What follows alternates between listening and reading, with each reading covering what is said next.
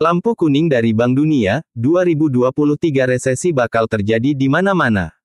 Bank Dunia, World Bank, mengungkapkan risiko resesi global pada 2023 semakin meningkat. Pasalnya bank sentral di seluruh dunia secara bersamaan menaikkan suku bunga untuk memerangi inflasi. Tiga ekonomi terbesar di dunia yakni Amerika Serikat (AS), China dan kawasan Uni Eropa (UE) telah melambat. Bahkan pukulan moderat terhadap ekonomi global selama tahun depan dapat mendorongnya ke dalam resesi, kata Bank Dunia dalam studi barunya dikutip dari Reuters, Jumat tanggal 16 September tahun 2022.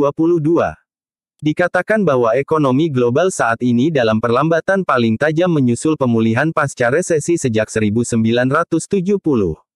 Kepercayaan konsumen juga telah turun lebih tajam daripada menjelang resesi global sebelumnya. Pertumbuhan global melambat tajam, dengan kemungkinan perlambatan lebih lanjut karena lebih banyak negara jatuh ke dalam resesi, kata Presiden Bank Dunia David Malpass. Dia khawatir tren ini akan bertahan dengan konsekuensi pasar negara berkembang dan ekonomi berkembang akan hancur.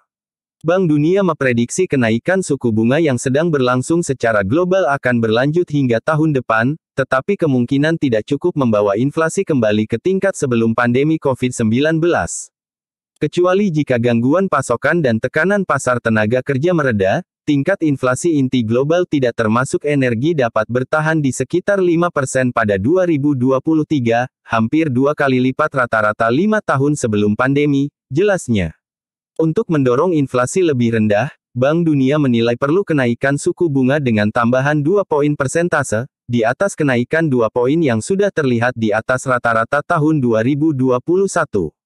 Meski risikonya pertumbuhan ekonomi global menjadi 0,5% pada 2023, atau kontraksi 0,4% dalam istilah per kapita dan akan memenuhi definisi resesi global secara teknis.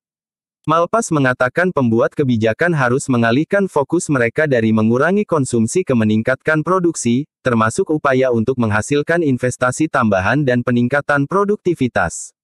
Wakil Presiden Bank Dunia Ayhan Kose mengatakan pengetatan kebijakan moneter dan fiskal baru-baru ini akan membantu memangkas inflasi, tetapi tindakan yang sangat sinkron dapat memperumit situasi dan mempertajam perlambatan pertumbuhan global. Bank sentral dapat memerangi inflasi tanpa resesi global dengan mengomunikasikan keputusan kebijakan mereka dengan jelas. Pembuat kebijakan harus menerapkan rencana fiskal jangka menengah yang kredibel dan terus memberikan bantuan yang ditargetkan kepada rumah tangga rentan, saran studi baru Bank Dunia tersebut. Klik subscribe dan follow.